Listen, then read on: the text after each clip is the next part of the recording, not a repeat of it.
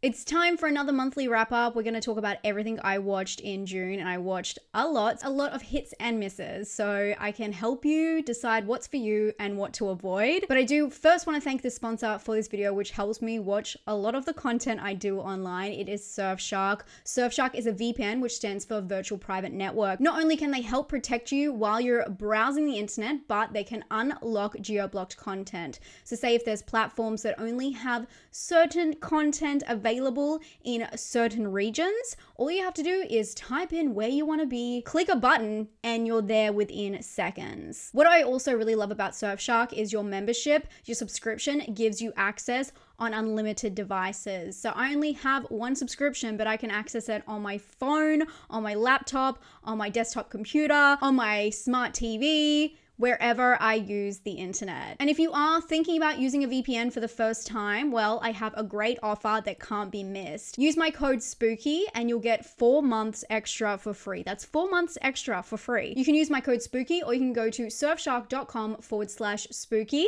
and you can redeem this offer right now. And they also have a 30-day risk-free money-back guarantee. So if you aren't in love with this within the first 30 days, you can ask for your money back, no questions. Thank you so much to Surfshark for supporting creators like me. Let's jump straight into what I watched this month. Okay, I use Letterboxd to go through this. Everyone always asks. And this month I started with a film called Housebound. I think this is on Shudder, and I just put it on the background while I was doing some chores. And then it felt very familiar and I realized I have seen this film before. So unfortunately, Housebound, not to be confused with the New Zealand film, for me, this movie is a little bit forgetful. It's a horror movie, I believe set in the UK. It follows a woman who goes back to her partner's house, and when she gets there, she realizes not everything is okay, everything's a little bit strange, but he keeps convincing her that things, it sounds really good actually, he keeps convincing her that things are fine, and it just kind of takes that uncomfortable turn. It fizzles out and it's quite forgettable. The setup sounds really intriguing, but it doesn't really go anywhere. Then I watched Best Wishes to All, which I did a review of. This is a new Japanese horror that's on Shudder right now, based on a short film. I think that the concept of this film is really interesting and unique, but it does follow a nursing student who goes back to stay with her grandparents during a little break in her study. And there she learns the truth about her family and the outside world. I think it's pretty confronting in an interesting way. It's very much a concept film, and there's a lot to explore. I feel like they get through a lot within only 84 minutes. I would have liked this film to go longer, but I do recommend it if you like Japanese horror movies. It's very odd in the best way.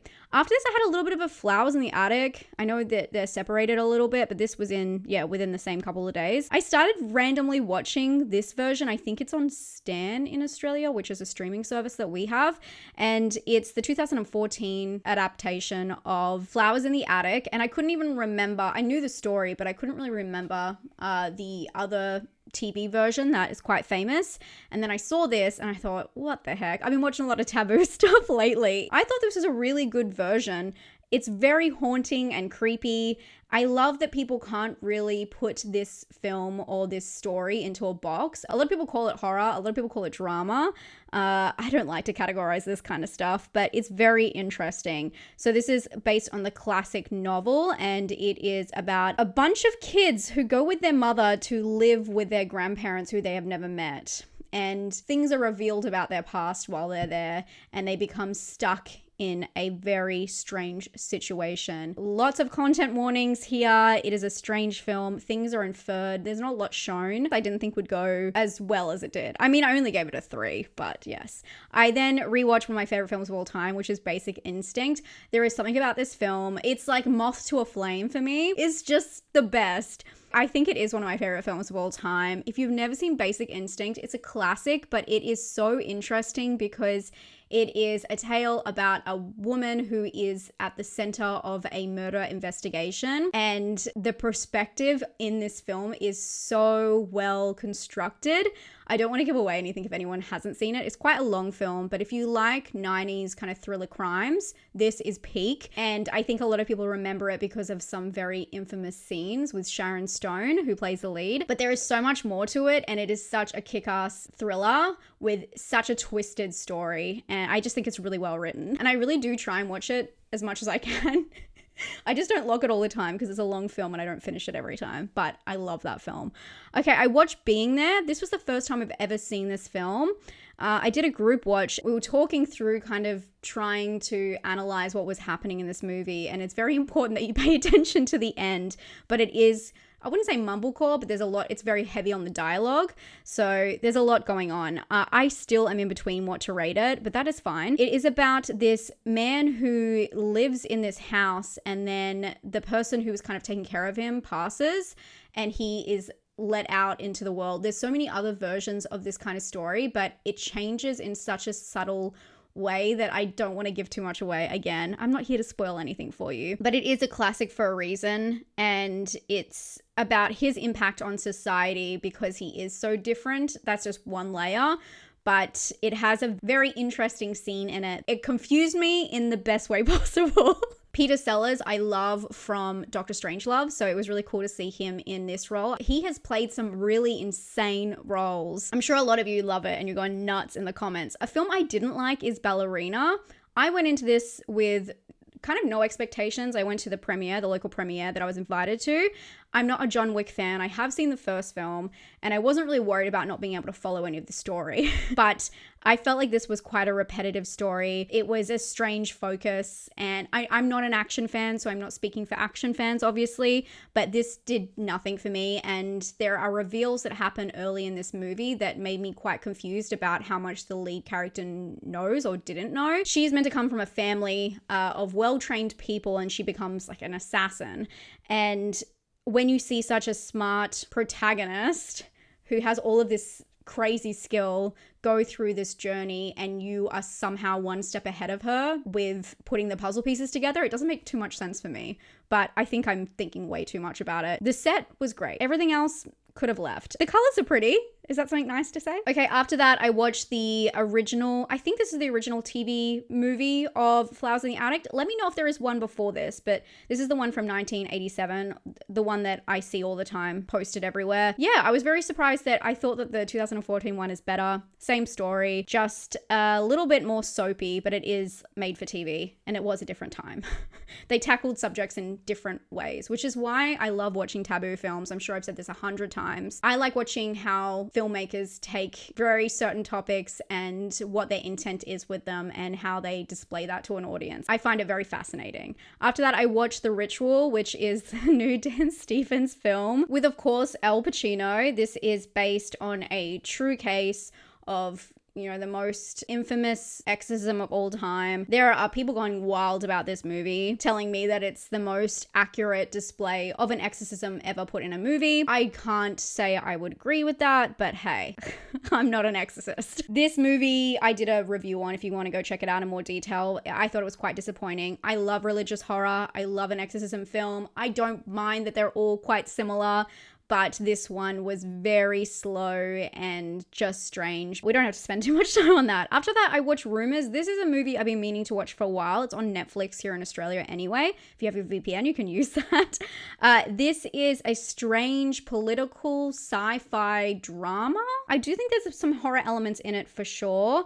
It is about an annual summit between several leaders of different countries around the world, and they get together, and then this surrealist element rolls in where they kind of get lost in the woods. I'm not gonna lie, a lot of the political conversation, or I guess the communication and relationship between certain countries, went over my head. I think that if you are into politics, world politics on a high level or just a mid-level, this one might be a good watch for you, especially if you like satire, very dry satire, strange films. It was a strange film. I felt like they went for it, so I got to give them that, but it just didn't really do much for me personally. But an interesting watch, and visually beautiful, absolutely beautiful, and of course, great performances. The Line. This is a movie I really wanted to love. It was another very strange film, actually. This has Alex Wolff, and it's the story of a fraternity, and I thought it was going to be what I see as stereotypical American fraternities, but it's very particular type in what state it's surrounded with and what stereotype it's really narrowing in on. I thought it was going to be a story about hazing gone wrong, which it is, but it also touches on a lot of social dynamics that are happening within this town and within this school, and also a lot of what these young boys are dealing with loneliness, not being able to take care of themselves, mental health, all of these kinds of elements, and then twists it into a crime kind of thriller drama about hazing. So there was a lot going on, a lot to analyze, and it comes off very strange. I don't mind that. I think that it was very interesting, at least, because I've watched a couple of these kind of hazing films. I think that the acting in this one is so strong, but the story gets a little bit muddy. I would love to hear if any of you have watched The Line and what you thought about it. After that, I watched Grave Encounters. This is one of those films which I have revisited so many times because everyone who loves found footage usually loves Grave Encounters, especially the second one, and I'm not a fan of them. And returning, I feel like it is so outdated. I do love, you guys know I have like a soft spot for a lot of paranormal investigation, not shows, but movies or documentaries based on that. I love that. This one is just so silly and so forced about a paranormal reality TV show that go to a psychiatric hospital, and it's every stereotype in the hospital. There's so many other cool films that do this a little bit better. There is Haunted Asylum is one I'd recommend if you haven't checked that out. It is so creepy and a little bit more unique, but of course it's updated. This is from 2011. The director, or one of the directors of this film, did a new film coming out, Strange Harvest, which I watched last year and I really liked. So I wanted to go back and visit some of his other work, but this one was not for me. I did not like it. It felt so outdated. Yeah, I'm sorry if you love it. That's just how I feel, and that's fine if you love it. Then I watched The Materials, which everyone hated, and I actually really liked this film. I know everyone has Pedro Pascal fatigue. Everyone has made that very clear to me that they are not into watching another movie with him in it, and I get it. I like him. Maybe I haven't watched as much content that has him in it, but I do feel like, yeah, he pops up quite a bit. So this is Dakota Johnson, him, and I always forget this guy's name, Chris Evans. Sorry. I always think about Not Another Teen Movie, the guy from Not Another Teen Movie, which is such a weird way to think of him.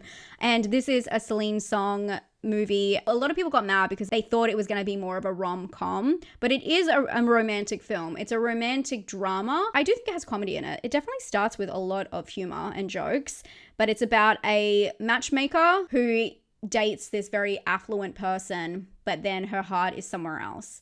And it's dealing with the complexities with wealth and value in a relationship. And it does it pretty head on.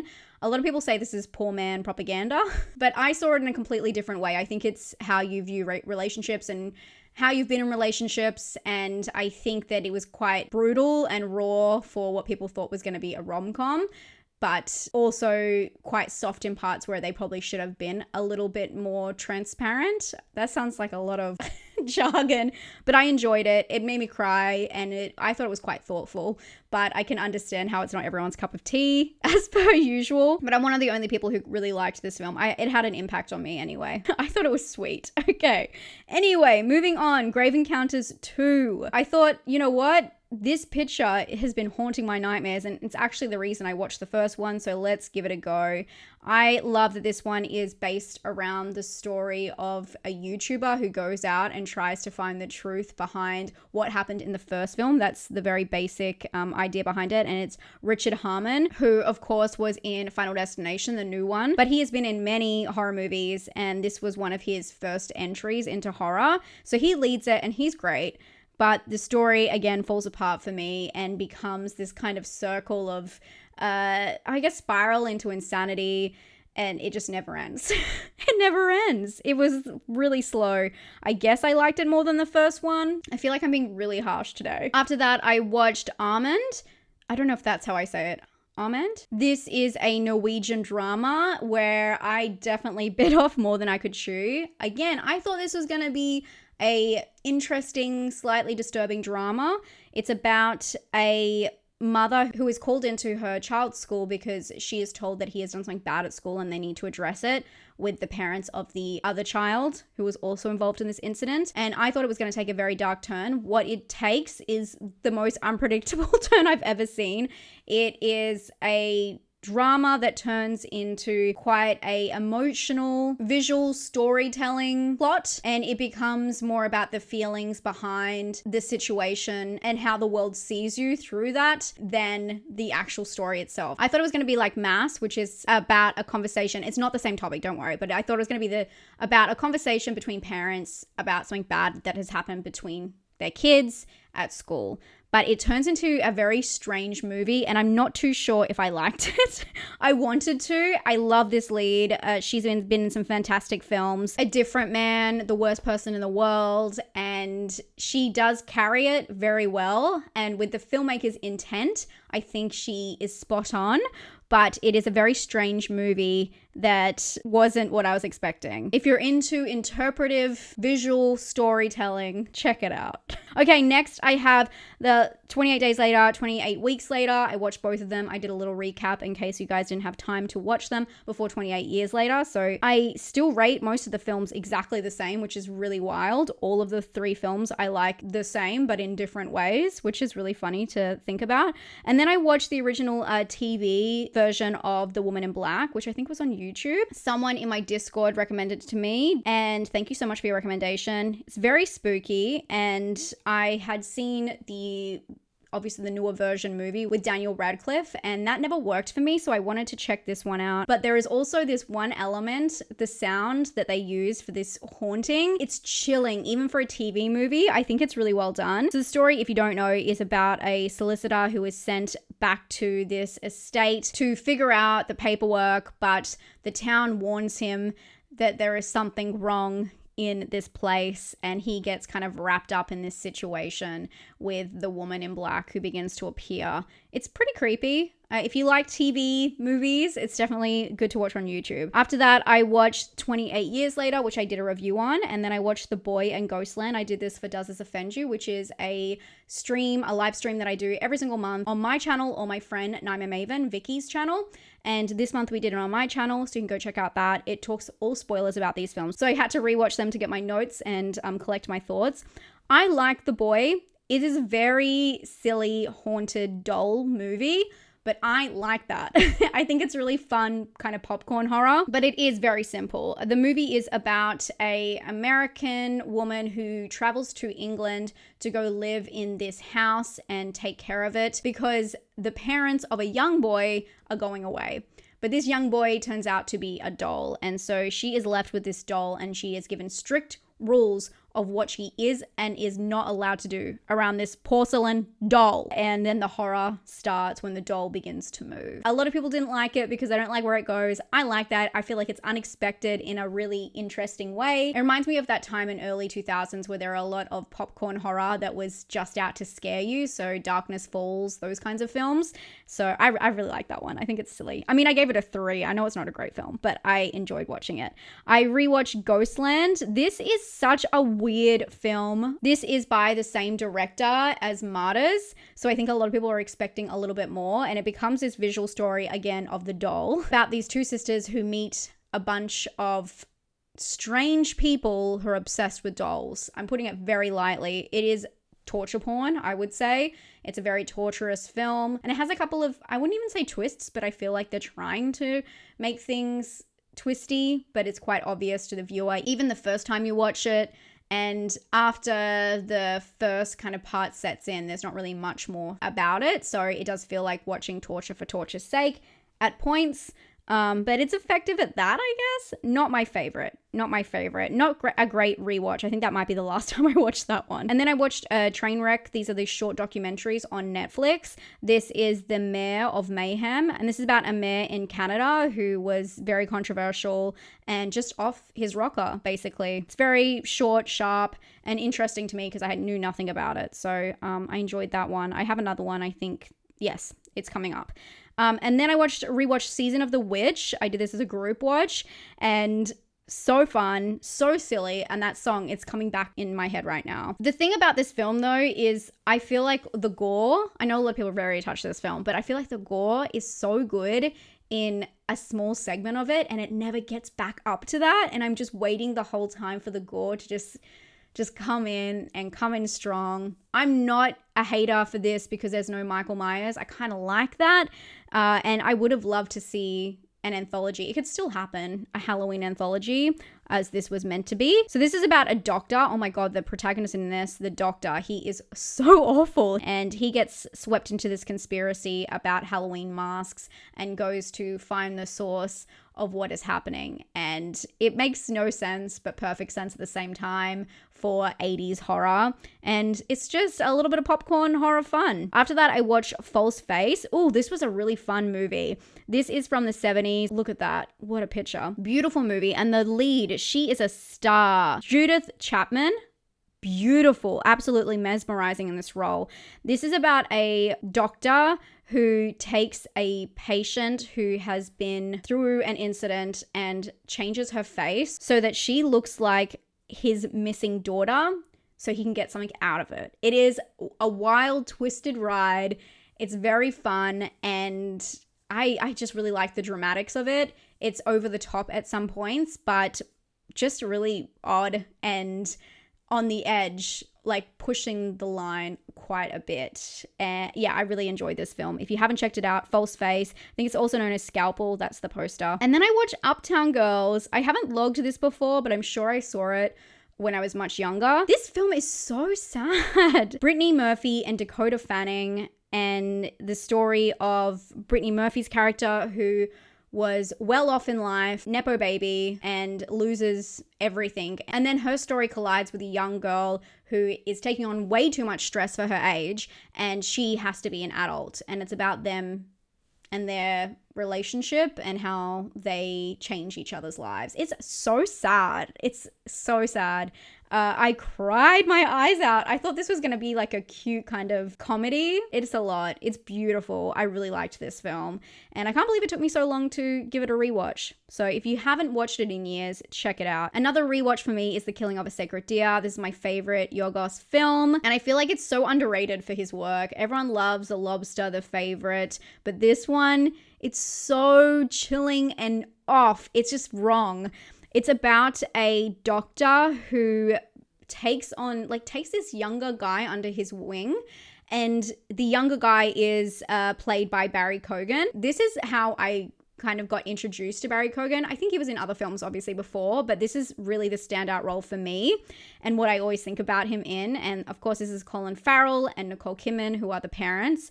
And so they kind of like take him in, and they're trying to help this young, strange boy, and they have no idea who they're messing with. It is a twisted story, but it's told in his stylization, the director, so dry and so awkward, and no one is reacting the way that you're expecting them to. You want to scream at the screen. It's so frustrating, and it's very haunting and disturbing as well. There are some choices they have to make that are so intense. I loved watching this in the cinema, and I was so happy to give it a rewatch. Love that film. After that, I watched Trainwreck Poop Cruise, which this is another short documentary on Netflix. I enjoyed this one. I knew about this one, unlike the Mayor one. This is about people who are stuck on a cruise. It wasn't too long ago, 2013. Actually, that's quite long ago now. But they were stuck on a cruise, and things happen, things transpire to put certain elements out of service, or facilities out of service. And the downfall of that is more of I wouldn't say fun, because it's definitely traumatizing to some people, but it's more of an innocent true crime doco than a lot of other ones I've seen. I don't know if I guess it is a crime, isn't it? I love this picture. I didn't see that before. That's so funny. After that, I watched Straw. This did not go down the way I thought it would. This is the new Tyler Perry Netflix drama thriller, and it's about a woman she's on her last straw, and she gets herself tangled up in a crime, and it spirals out of control. And there are some interesting elements in this movie. I don't think it's the best. The acting is pretty over the top, and the situation escalates in such a strange manner. You know, it's meant to be building tension, but it doesn't seem realistic, the logistics of it. So it was just an easy Netflix watch, to be honest, but I was very impressed by some of the twisted elements. Let's say that. They got me. Another film that I would recommend is Echo Valley. This is an Apple Plus movie, and this has Julianne Moore and Sydney Sweeney. I love this movie. I think this is very much worth your time if you're into thrillers. It's a crime thriller about a woman who has a very strained relationship with her daughter who is an addict. And I did not know that before watching, but it's one of the first scenes. It's not a mystery at all. And she keeps trying to help her daughter and what happens because of that. It's very sad. It's very violent, and I did not guess what was going to happen. So this one, I really like it as like a mystery kind of crime thriller. Has a very interesting way that it unravels. I love Julianne Moore, love Sydney Sweeney. Can't ask for much more. I thought this was pretty solid. I was really shocked, so I like that. After that, I watched Megan 2.0. I did a review on this if you do want to check it out. I thought it was a fine film. If I was after an action kind of robot film, I would love some more Megan in my Megan films, but that's just how I feel. After that, I watched A Nice Indian Boy. This is a rom-com that was showing locally to me in a cinema. It's a very cute, heartwarming story. I do feel like it loses focus a little bit, but there are some elements in there that are quite interesting and unique. It's about two men who start dating and how their relationship kind of triggers each other and each other's faults, I guess. The privacy of one and how the other one is unapologetically themselves. But the protagonist of it is Indian, and it's a lot about his family and his culture and his new boyfriend and how that fits into there. It's got a very interesting dynamic to it. I don't want to ruin it because it was very interesting watching it play out, and it's not what you think. So I think there's some really cool elements in this movie. At times it feels like it's going through the paces, especially when it comes to rom-coms, but it does have some different elements and moments. It was fun to see at the cinema. And then I rewatched House, the Japanese classic. If you haven't seen this, good luck explaining this movie to anyone. It is the story of a bunch of schoolgirls who go to stay with one of their aunts, and the house is haunted. That is the best way to say it. It is psychedelic, freaky, deaky stuff. Nothing makes sense. All of the characters are two-dimensional. Their names match exactly what their characteristics are. Sweet melody. Melody's into music, believe it or not. Gorgeous. It's so funny, silly, but heartwarming in a very strange way. I don't know. It's a very weird film, a cult classic for a reason. If you haven't seen it and you're into horror movies and you're into strange films, add it to your list. I don't have too much TV, but let's get into that quickly. I watched Adults, which a lot of people were telling me to watch after I watched Overcompensating. I did not enjoy Adults at all. I really wanted to. I felt like it was a little bit too strong and heavy-handed in the comedy element for me personally. Comedy is very hard. Comedy is so different across the board. And yeah, it didn't work for me the same way as Overcompensating did. And I kind of gave up, I'm going to be honest. I think I watched 4 episodes, which I think is a very good effort, but I didn't enjoy it. It's basically about a bunch of 20-year-olds and their life together, trying to be adults and trying to get through adult situations or responsibilities and the humor that comes out of that and them relying on each other and their friendships. It's not bad by any means, but it just didn't suck me in. And a lot of people were recommending it after Overcompensating, which I talked about last month, which I absolutely adore. And I still double down on that. Then I watched The Resident, and I got pretty far in this TV show. It's actually quite a funny story. Someone recommended this to me and I accidentally thought it was this, and I was getting on a flight and I just mass downloaded it from Netflix just on my phone, and I just started watching on the flight without realizing I was watching the wrong recommendation. The Resident is very similar to Grey's Anatomy. It's a doctor hospital drama. And I really liked that it sets up the newbie who comes into the hospital, the resident, and then the guy who like knows everything and knows all the loopholes and is very cheeky, but everyone loves him. He's charismatic and he takes him under his wing. And you think they're going to have this rivalry, but they don't. And it becomes this really nice friendship between them, which I thought was cool. And yeah, and it's just all the stories in between. It's a little bit less soapy than Grey's Anatomy, so that worked for me. And yeah, I was very deep before I realized I was watching the wrong show. But this one has a lot of seasons. So if you do want to check out a doctor drama and you're not into Grey's Anatomy, or if you've watched all of Grey's Anatomy and you're looking for another one, this one's pretty good. And then I watched the documentary true crime series, The Mortician. Thank you to Jade, who recommended this to me. Very haunting and very twisted. It's about the American practice of, being a mortician and cremating bodies, and a very specific facility who handled that for a large area and what exactly went down during this time that they started becoming the most popular answer for when people pass. It makes you think about how we respect the past. And yes, I would recommend, if you're into true crime, it's got all the twists that you enjoy. But yeah, it's pretty sad and gross. So if that's your thing, there you go. And that's about all I watched last month. Was that a lot?